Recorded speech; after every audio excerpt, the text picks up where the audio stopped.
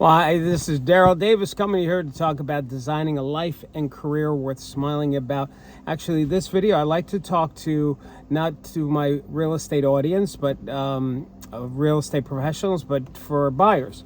If you're looking to buy real estate right now, this video is for you. There was a major change in 2024 in the real estate industry, specifically for any agent who is a member of the National Association of Realtors. And that change, what it was, is that from now on, when an agent works with a buyer, the agent needs to explain to the buyer how they work, what they charge, how much they charge, and basically the buyer would make the decision if they want to hire that agent to represent them. Now, when you hire an agent to represent you, they have a fiduciary responsibility to look out for your best interest. What a lot of people miss about the real estate industry, real estate professionals are not like other salespeople, and not that there's anything wrong with salespeople at all, of course, but they're unlike other salespeople because to practice real estate, you must be licensed by the state, and you must go for continuing education. So just like a doctor has to be licensed and go for continuing education, just like an attorney has to be licensed, financial planner, et cetera, et cetera. Other sales industries, whether it's car, furniture, clothes, they don't need to be licensed, let alone go for continuing education.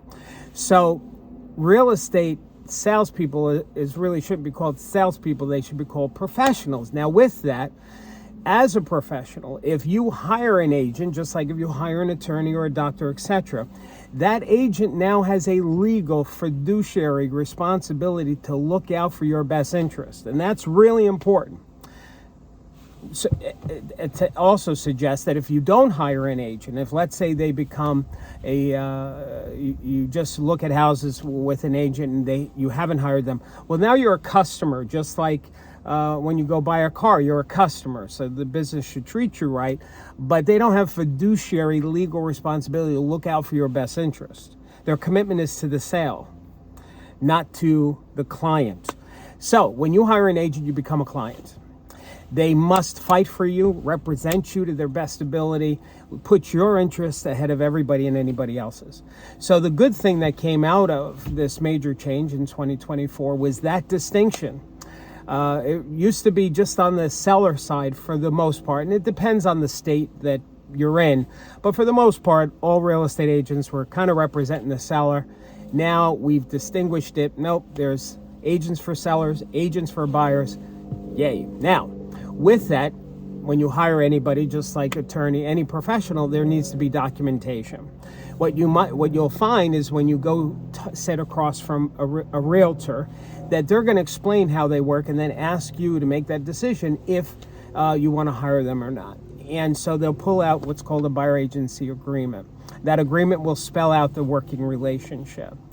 Now, the thing that gets some buyers hung up on is the part where it says what the agent gets paid. So part of this new process, the buyer's agent must explain to the buyer, here's how I work and here's the fee that I charge.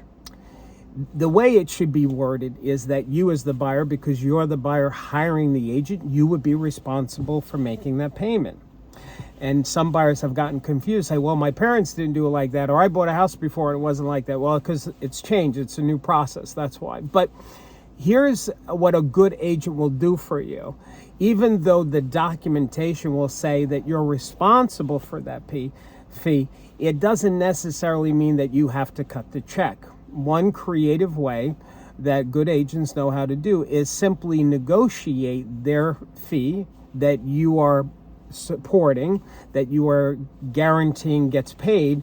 They'll negotiate that with the offer to the seller. So when you find the house that you like and you want to put that offer in, part of what you may put in that offer is obviously the price, how much money you're putting down when you're closing, the mortgage amount, and I have this thing called the buyer agent fee. I would like the seller to pay it. Now, in that negotiation, it's possible the seller will pay some of it, all of it, none of it. But that's up for your agent to negotiate that for you. But here's the last thing I'll say on this. Well, Darryl, what happens if my agent can't negotiate that? Does that mean I have to cut this check and I don't have the money? No, it doesn't mean that, only if you buy the house.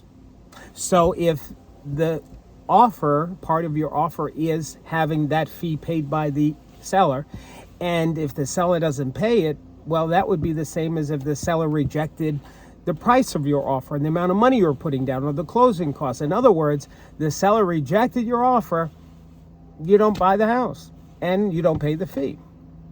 Now, of course, if you decide you really want this house, and no matter what, then you'll counter and you'll negotiate. But my point is, this is the new way of things, which is actually better for the buyer, for you, because now you have clarity as to your agent's working for you. Here's what you expect from your agent. Here's how much the agent's getting paid. It's full transparency. So don't shy away from it. Embrace it. It's actually a much better process for you, and that's why that change has been made. I hope that helped and it clarifies some things. And good luck in your house hunting. It's very exciting. All right.